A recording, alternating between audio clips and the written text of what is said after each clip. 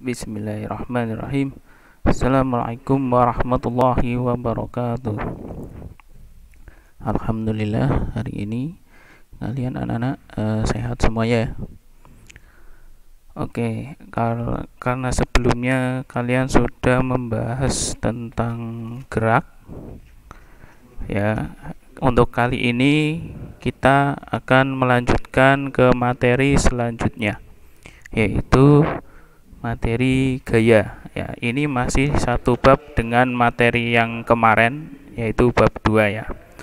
Oke, sebelumnya perkenalkan dulu ya. Kalau sebelumnya kalian bersama Ustadz Ilham, untuk sekarang insya Allah ke depan bersama saya Ustadz Arif ya. Jadi saya insya Allah baru di sini. Oke, kita langsung masuk ke materi gaya ya. Seperti yang kalian lihat, itu ada beberapa gambar, di mana gambar bola dengan arah panah, kemudian ada ilustrasi orang ya yang sedang mendorong mobil, kemudian ada ilustrasi orang sedang mengangkat beban, dan ada orang yang sedang menarik gerobak. Nah, kira-kira ada hubungan apa sih dari gambar ini? Nah, kita simak untuk materinya. Untuk yang pertama itu adalah pengertian gaya ya. Perlu kalian ketahui bahwa gaya itu adalah suatu tarikan atau dorongan yang terjadi pada suatu benda. Jadi ketika ada benda kita berikan tarikan atau kita berikan dorongan, itu berarti kita memberikan gaya. Artinya bentuk gaya yang kita berikan itu bisa ditarik atau didorong. Ya, itu seperti itu. Gaya ini mempengaruhi beberapa hal.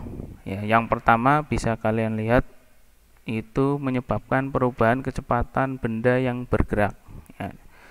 Ketika kita memberikan dorongan atau tarikan dalam suatu benda, itu otomatis akan mengubah kecepatan ya, tergantung ketika kita memberikan gayanya dari yang rendah dan kita semakin mendorong ke kuat, itu akan kecepatannya pasti akan bertambah atau berubah. Begitu juga sebaliknya ya. Kemudian yang kedua itu menyebabkan benda diam menjadi bergerak dan sebaliknya ya. Ketika ada benda diam, misalkan kita mau menggeser kursi atau meja, itu posisinya otomatis tadinya diam. Ketika kita dorong atau kita geser, pasti akan bergerak ya, karena kita memberikan gaya di situ. Nah, itulah dampaknya. Atau sebaliknya, ketika ada misalkan bola menggelinding, itu otomatis bergerak. Ketika kita memberikan gaya atau memberikan sentuhan pada bola itu, kemudian sentuhan itu supaya bisa diam, otomatis bola itu akan diam. Yang selanjutnya, gaya itu bisa mengubah arah gerak benda. Ini berarti ketika benda itu bergerak dan kita berikan gaya, otomatis bisa saja gerak benda ini berubah arahnya. Yang selanjutnya, mengubah bentuk benda. Oke, mengubah bentuk benda. Benda yang semula misalkan bentuknya biasa, kita berikan gaya, bisa berubah menjadi sesuatu yang kita inginkan.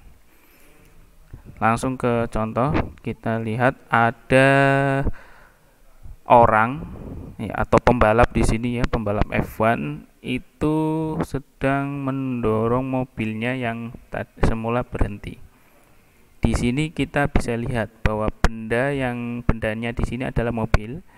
Benda ini semula diam. Ketika kita berikan gaya dorong ya, maka benda ini akan bergerak ya. Kemudian ada gambar bola-bola berwarna. Ini kita ibaratkan itu bola biliar ya, atau kelereng. Sama misalkan kelereng dari yang gambar hijau ini itu menggelinding ke arah kanan. Kemudian ada kelereng lain yang berwarna merah menggelinding ke arah atas. Nah, otomatis dari dua kelereng ini akan berbenturan. Dengan benturan ini, dengan gaya yang dorong dari kelereng hijau maupun kelereng yang merah itu bergerak bersamaan, kemudian suatu titik akan bertemu dan berbenturan, maka otomatis akan mengubah arahnya. Arahnya yang tadinya yang hijau itu lurus akan ke atas, kemudian yang kelereng merah ya, yang awal mulanya bergerak ke atas, berpindah arahnya ke arah kanan. Nah, ini benda bergerak bisa berubah arah dengan adanya gaya. Yang selanjutnya itu ada pengrajin di mana gaya itu bisa merubah bentuk. Oke. Di sini bentuknya adalah tanah liat ya. Awalnya tanah liat itu bentuknya tak beraturan ya. Jadi tergantung bagaimana kita mengambil awalannya. Kemudian dengan memberikan gaya tekanan ya, kemudian tekanan tangan ya, jari-jari kita, kemudian ada putaran di situ untuk bergerak, maka secara tidak langsung atau secara langsungnya itu benda akan berubah bentuk, yang awalnya tidak beraturan menjadi sebuah candi ataupun gentong atau yang lain sebagainya ya, bentuk kerajinan ya. Selanjutnya kita masuk ke resultan gaya. Nah,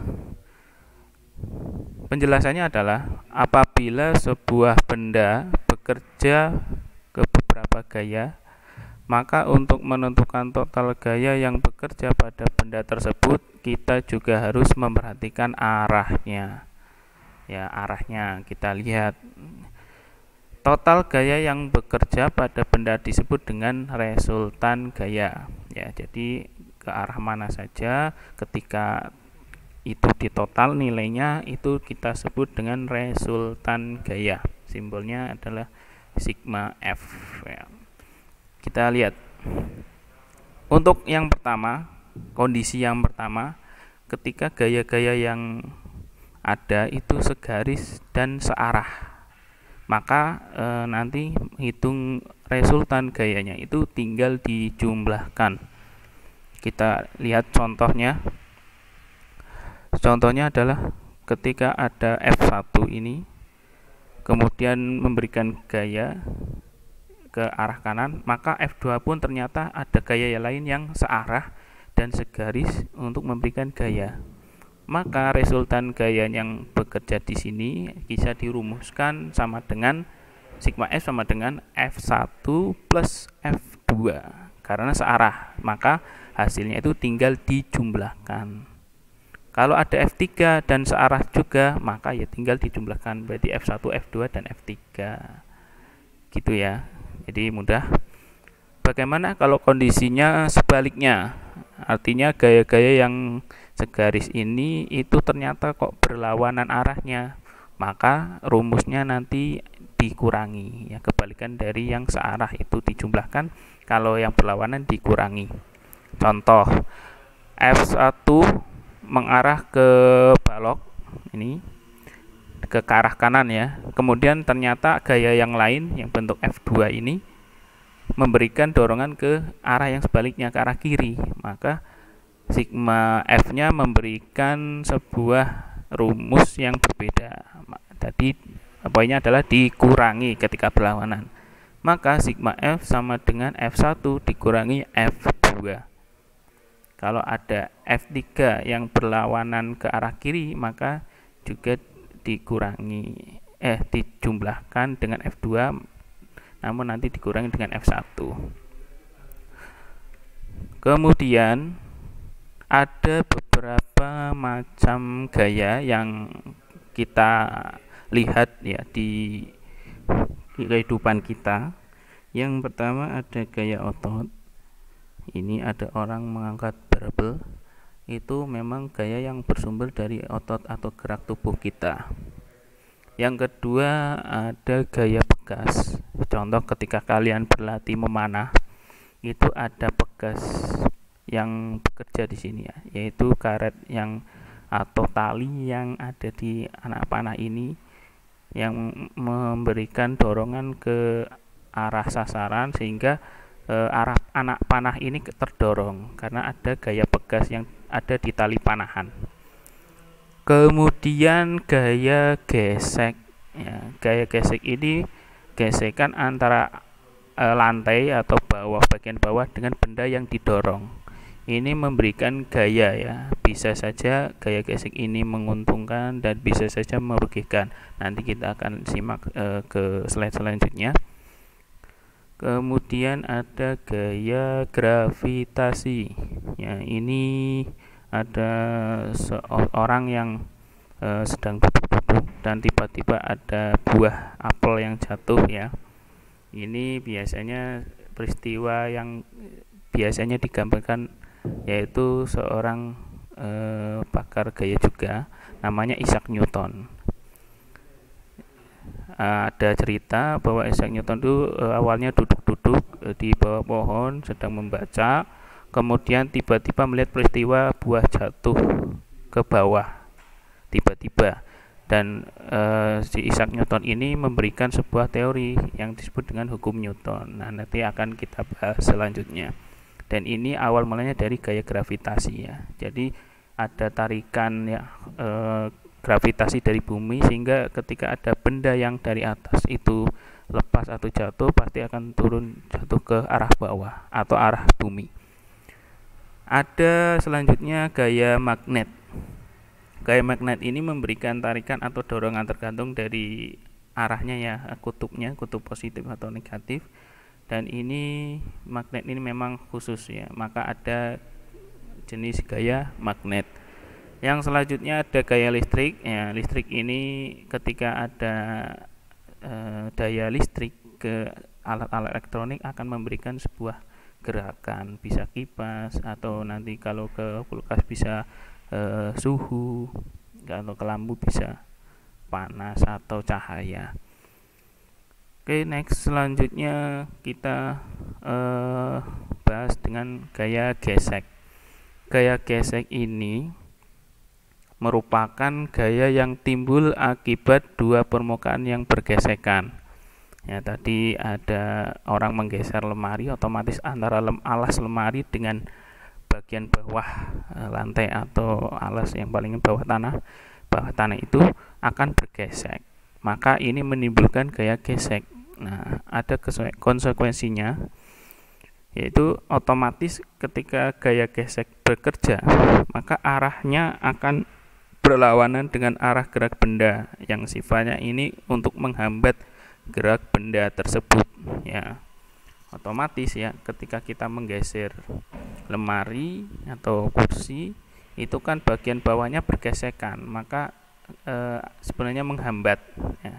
Berbeda kalau nanti diberikan roda, ya, kita mendorong lemari atau meja yang bawahnya ada rodanya itu akan lebih mudah karena gesekannya itu tidak terlalu besar, maka itu prinsipnya adalah menghambat ketika berlawanan arah.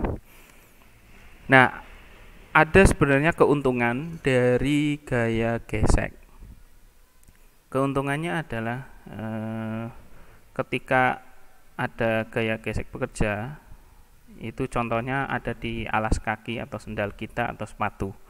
Itu memang alas sandal atau sepatu itu dibuat kasar agar semakin besar gesekan antara dua sendal dan lantai itu akan memberikan hambatan yang lebih besar sehingga tidak terpleset ketika kita berjalan atau jatuh. Bayangkan kalau alasnya, ada beberapa sendal yang memang sudah gaya gesekannya permukaannya itu halus, ya. Otomatis kalau kita berada di lantai, terutama lantai yang basah, itu pasti akan mudah tergelincir, ya, mudah terpleset. Beda dengan sandal yang memang dibuatnya kasar, kayak sandal gunung mungkin atau sepatu gunung, ketika kita menapak di tanah atau di lantai itu akan lebih keset, ya. Itu keuntungan dari gaya gesek. Nah, bagaimana dengan kerugiannya? Ada beberapa kerugian sebenarnya untuk gaya gesek. Itu ketika ada gaya gesekan pada mesin sepeda motor atau mobil, itu menyebabkan mesin cepat panas. Biasanya di dalam mobil ya itu kan mesinnya di dalam ada pergerakan, dan pergerakan itu antar mesin, biasanya ada spare part mobil atau motor yang dari mesin itu bergerak terus karena kendaraannya bergerak, maka itu bisa menyebabkan mesin itu cepat panas. Maka biasanya kalau di mobil, kalau di motor itu ada oli yang melumasi mesin itu, sehingga itu bisa mendinginkan atau mengurangi panas yang ada. Ada hal lain lagi yang bisa merugikan, yaitu gaya gesek antara udara dengan badan mobil itu bisa menghambat gerak mobil ya. Misalkan kita berjalan naik mobil berada di jalan yang kanan kirinya itu kurang lebih tebing dan anginnya itu kan besar. Ketika ada angin yang menghambat dari depan, maka daya mobil untuk maju itu lebih terhambat sehingga lebih pelan untuk berat untuk maju. Ya, itu dan lain sebagainya, contohnya insya Allah masih ada, bisa kalian cari sendiri. Nah, kemudian ada gaya berat ya. Jadi berat ini nanti identik dengan gravitasi ya, gravitasi bumi. Jadi bisa diumpamakan juga gaya. Nah, untuk gaya berat atau berat itu ada perbedaan dengan massa ya. Kita sering kali membingungkan antara massa dan berat. Massa dan berat itu memiliki perbedaan yang mendasar. Pertama, dari pengertian, massa itu jumlah partikel yang terkandung dalam suatu benda. Kalau berat itu salah satu jenis gaya yang timbul pada suatu benda karena adanya gaya tarik bumi atau gravitasi. Maka berat ini dipengaruhi dengan gravitasi. Besarnya atau nilainya, kalau massa itu ada, berat juga ada. Arahnya itu tidak ada. Simbolnya kalau massa itu M kecil, berat itu W kecil ya. Satuannya untuk massa itu kilogram, dan ini kita lihat kalau berat itu dalam ilmu fisika itu satuannya adalah Newton ya. Jadi sebenarnya Newton. Namun kalau di kehidupan sehari-hari kalau kita menimbang berat badan kita itu pakainya kilo ya, itu tidak masalah. Tapi sebenarnya adalah Newton. Hubungan antara massa dan berat itu bisa dirumuskan dengan W sama dengan M kali G, di mana W itu berat, satuannya Newton, M itu adalah massa, satuannya kilogram, dan G itu percepatan gravitasi. Biasanya untuk percepatan gravitasi itu sudah ditetapkan atau ada konstantannya. Antara biasanya ada yang 9,8 meter per second kubik atau 10 meter per second kuadratik. Jadi tergantung nanti soalnya ya, mengikuti. Nah, kita masuk ke hukum Newton 1.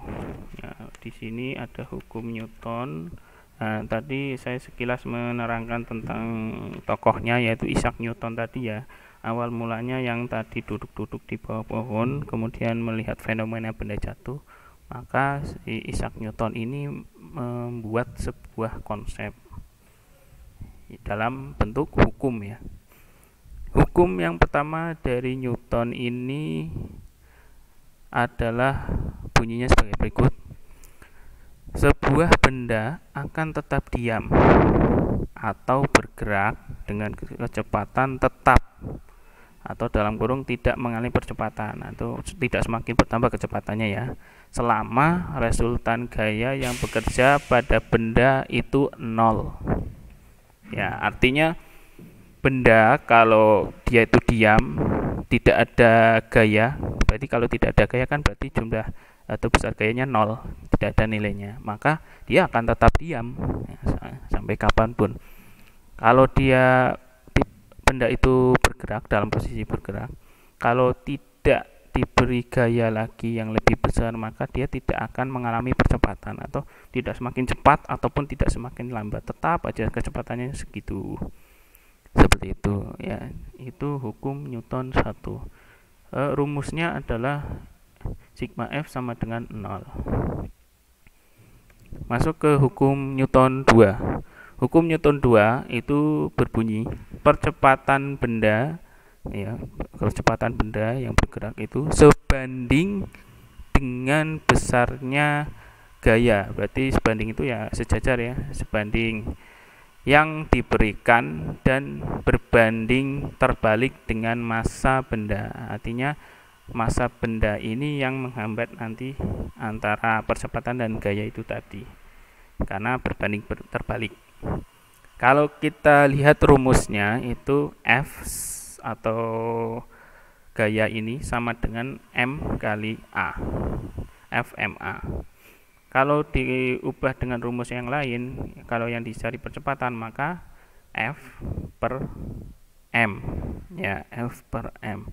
Bagaimana kalau yang dicari M? Maka rumusnya adalah M F per A.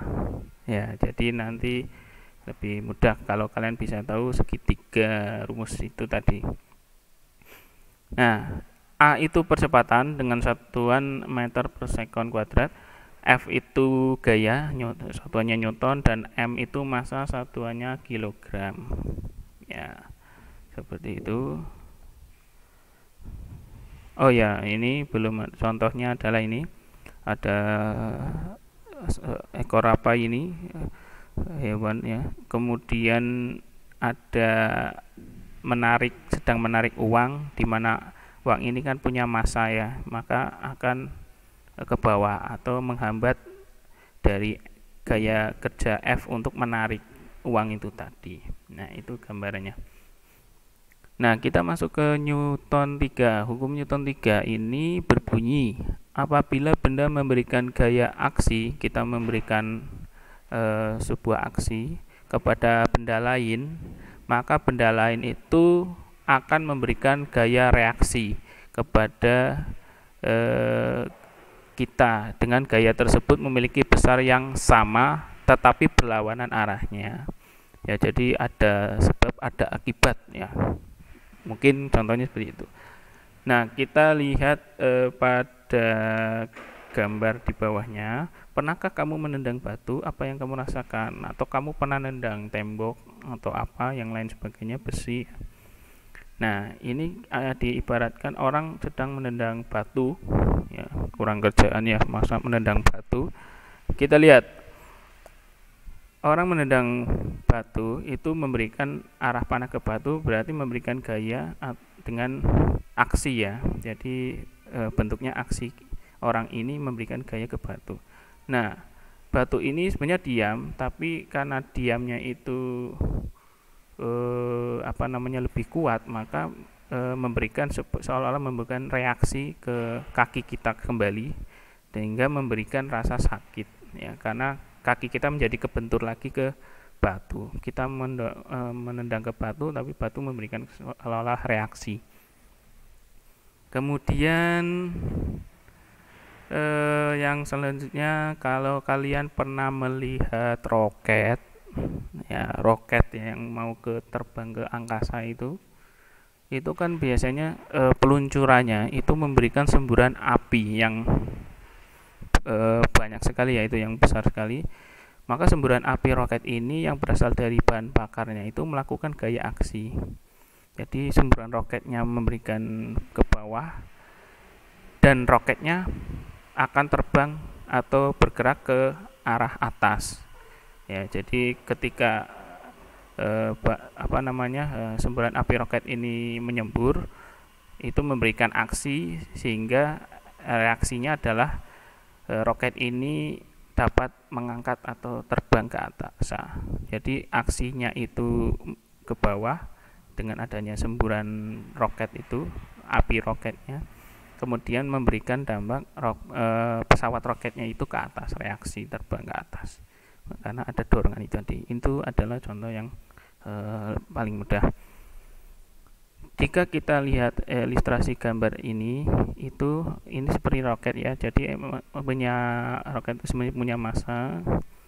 Kalau massa ini arahnya selalu tertarik gravitasi hingga ke bawah aksinya, kemudian F-nya itu ke atas, itu memberikan reaksi.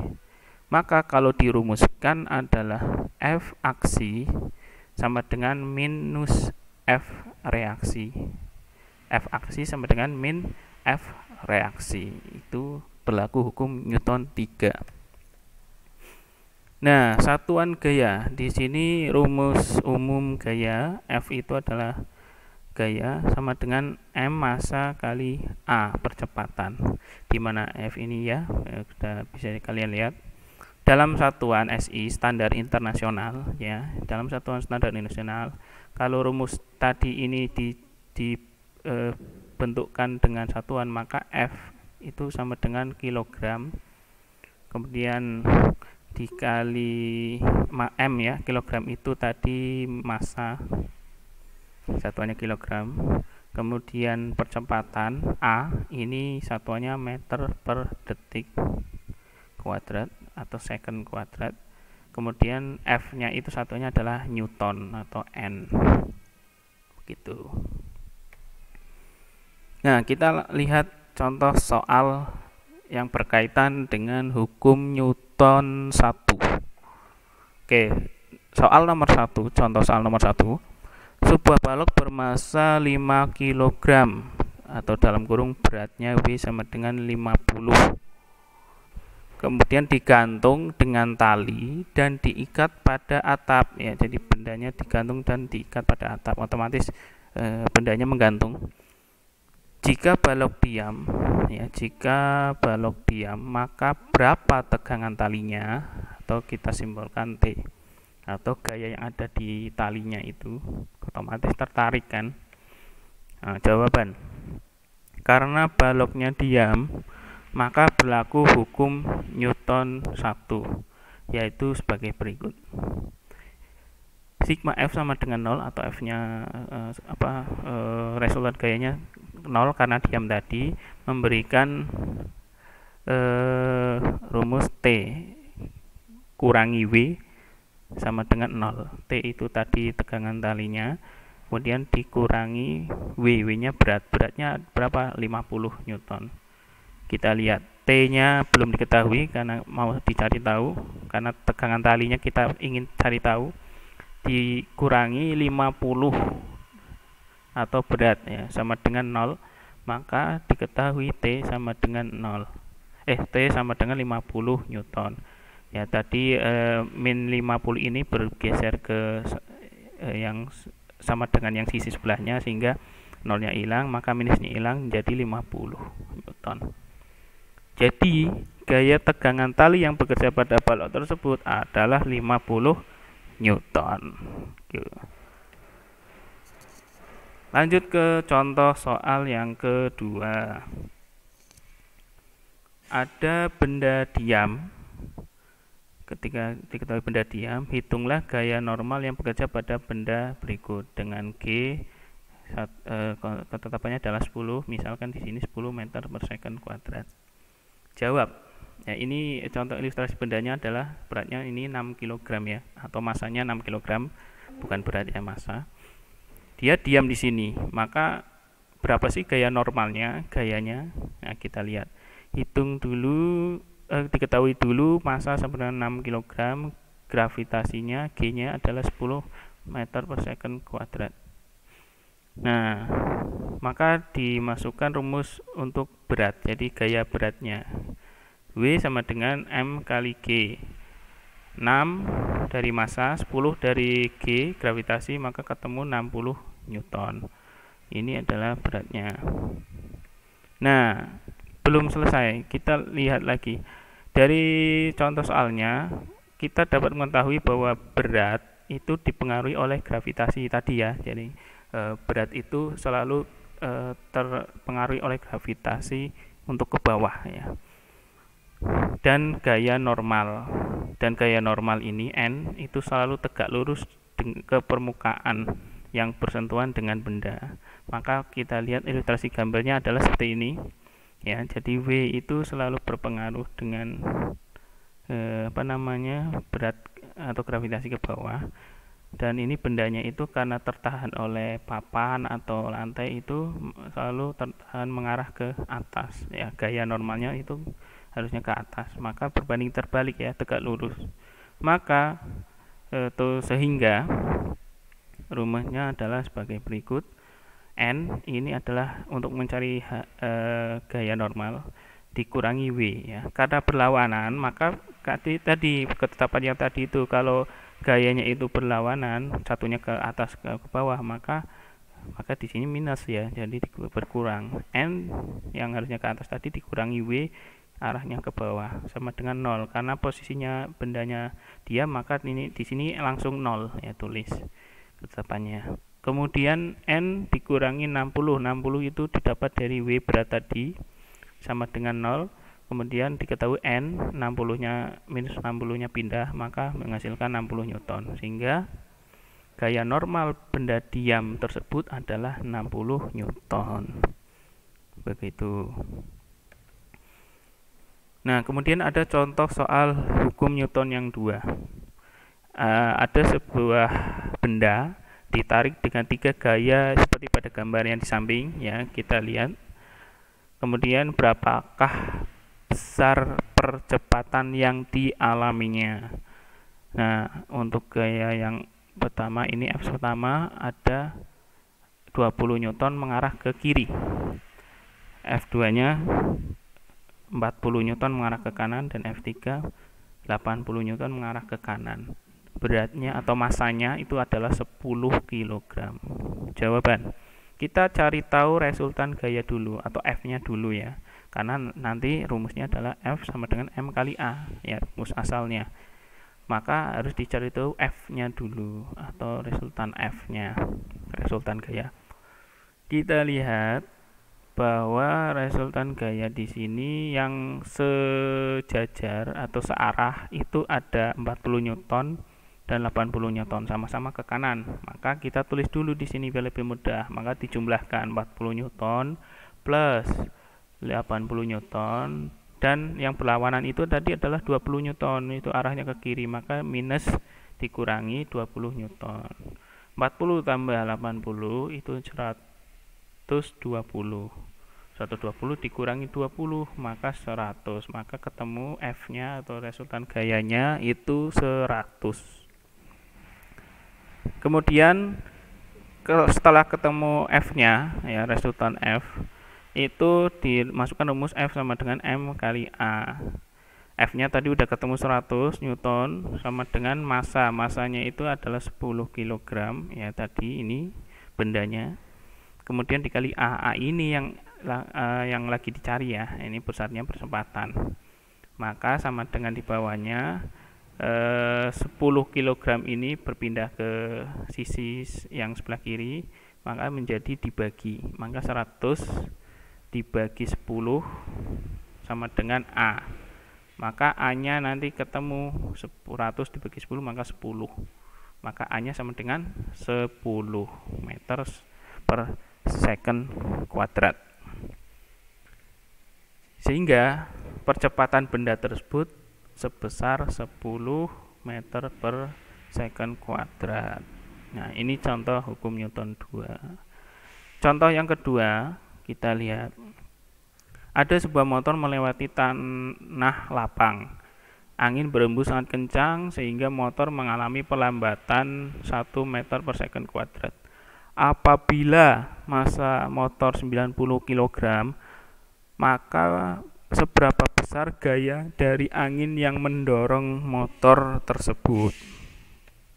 Jawab. Rumusnya adalah F sama dengan M kali A. F sama dengan 90 itu massa tadi diketahui dari massa motor, dan A percepatan atau perlambatan ini mengalami perubahan percepatan ya, 1 meter per second atau 1, sehingga tinggal dikalikan saja F sama dengan 90 Newton, sehingga gaya dorong angin tersebut adalah 90 Newton. Kemudian contoh soal yang hukum Newton 3. Kita lihat Abdullah memiliki berat badan 40 kg. Kemudian Abdullah ini, maaf bukan Rudi ya, harusnya Abdullah berusaha mendorong tembok yang memiliki gaya sebesar 200 Newton. Ini ibaratnya seperti itu. Berapa gaya reaksi yang dikeluarkan tembok ya. Jadi reaksi ya. Setelah Abdullah memberikan aksi, tembok itu memberikan reaksi. Berapa gaya reaksi yang dikeluarkan tembok untuk mempertahankan posisinya supaya tetap diam, tidak bergeser karena dorongan itu? Jawaban. Tadi kita lihat rumusnya adalah F aksi sama dengan minus F reaksi untuk hukum Newton 3.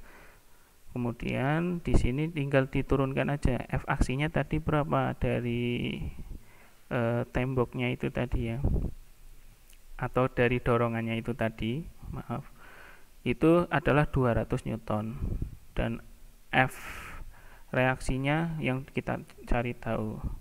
Maka F reaksi, kemudian 200 ini berpindah ke sebelah kanan ya, menjadi minus 200 Newton. Maka F reaksinya diketahui adalah minus 200 Newton.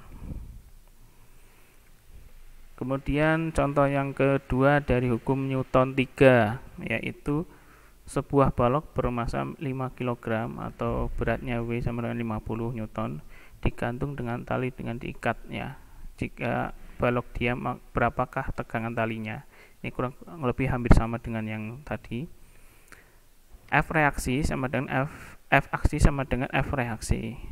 Maka kita tahu tegangan tali itu sama dengan beratnya, T-nya sama dengan 50.